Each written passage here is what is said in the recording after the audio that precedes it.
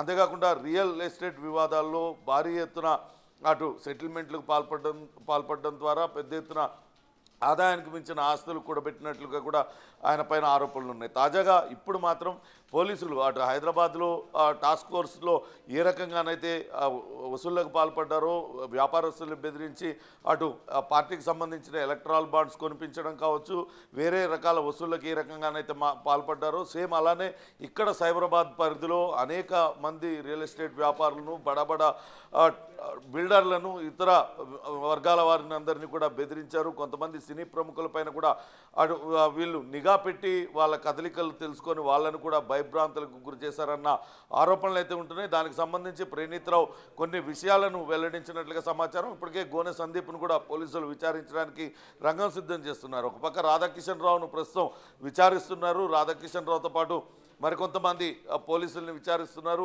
వారిలో గోనె సందీప్ను కూడా పిలిపించి విచారిస్తున్నట్లుగా సమాచారం అందుతుంది. చూడాలి ఈ కేసు ఎటువంటి మలుపులు తిరుగుతుంది. ఫోన్ ట్యాపింగ్ వ్యవహారంగా మొదలైంది, కానీ అక్రమ వసూళ్ల వరకు కూడా వచ్చింది. అటు ఎక్స్ట్రీమిస్టులను, సంఘ విద్రోహ శక్తులపైన నిఘా పెట్టాల్సిన వ్యవస్థను మొత్తాన్ని దారి మళ్లించారు. తద్వారా వ్యక్తిగతంగా పెద్ద ఎత్తున లబ్ధి పొందడానికి వీళ్ళందరూ కూడా అక్రమ మార్గాలను పట్టారనేది ప్రస్తుతం విచారణలో వెల్లడవుతుంది. దానికి సంబంధించిన విచారణ ప్రస్తుతం పోలీసులు అయితే చేస్తున్న పరిస్థితి. ఇంకా పూర్తి స్థాయిలో విచారణ రేపు ఇప్పటికే కస్టడీకి ఇచ్చిన నేపథ్యంలో రేపు తిరుపతన్న, భుజంగరావులను ఇద్దరిని అదుపులోకి తీసుకొని 5 రోజుల పాటు విచారించనున్నారు. వాళ్ళు విచారణలో ఇంకా ఎవరెవరు ఏ ఉన్నతాధికారుల పేర్లు విచారిస్తారో వేచి చూడాలి. అలానే ఈరోజు రాధాకిషన్ రావు చాలా కీలకమైన వ్యక్తిగా మొదటి నుంచి కూడా అనేక ఆరోపణలు ఎదుర్కొంటున్నారు. ఆయన రిటైర్ అయినప్పటికీ కూడా ఆయన ఓఎస్డీగా కొనసాగిస్తూ వచ్చారు. ఆయన ఏం విషయాలు వెల్లడిస్తారు, ఎవరెవరు పేర్లు వెల్లడిస్తారు, ఎవరి ఆదేశాలతో ఫోన్ ట్యాంపింగ్లకు పాల్పడ్డారు, లేకుంటే వ్యాపారస్తుల నుంచి వసూలు చేసిన సొమ్మునంతా కూడా ఎటు మళ్లించారు, ఈ వివరాలన్నీ కూడా అటు పోలీసులు విచారణలో వెల్లడించే అవకాశం ఉంది. మరోపక్క గోనె సందీప్ వ్యవహారం పైన కూడా పోలీసులు క్షుణ్ణంగా విచారణ జరుపుతున్నారు. ఆయన పాత్ర పైన కూడా పూర్తి ఆధారాలను సేకరించేందుకు ప్రయత్నాలు కొనసాగుతున్నాయి.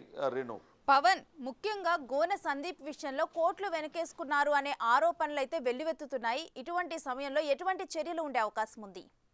ఖచ్చితంగా ఫోన్ ట్యాపింగ్ వ్యవహారంలో వాళ్ళందరూ కూడా అధికార దుర్వినియోగానికి పాల్పడ్డారు.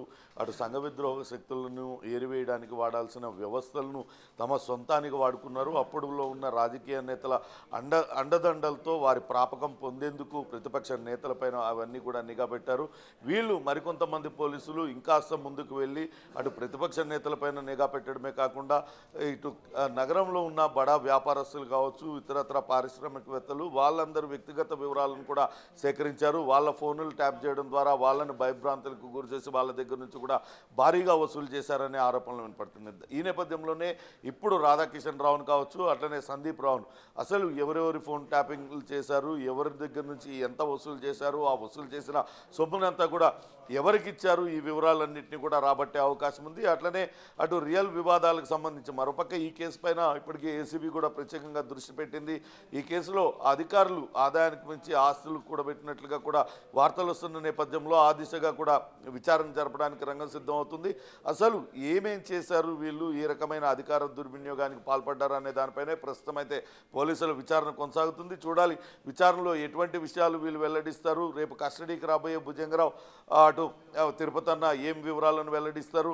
ఇప్పుడు పోలీసులు ప్రస్తుతం విచారిస్తున్నారు. రాధాకిషన్ రావు, ఇతర పోలీసులు గట్టుమల్లు, టాస్క్ ఫోర్స్ అధికారి గట్టుమల్లు, వీళ్ళు ఎవరెవరు పేర్లు చెప్తారు వాటిలన్నింటినీ చూసిన తర్వాత మరికొంతమందికి కూడా నోటీసులు ఇచ్చి పిలిపించి విచారించే అవకాశం ఉంది. ఈరోజు రాధాకృష్ణను సాయంత్రానికి అరెస్టు చూపిస్తారా, లేకుంటే ఈరోజు పూర్తిగా విచారించి రేపు కూడా విచారించిన తర్వాత ఆయనను అరెస్ట్ చేసి రిమాండ్కి తరలిస్తారా అనేది కూడా వేచి చూడాలి.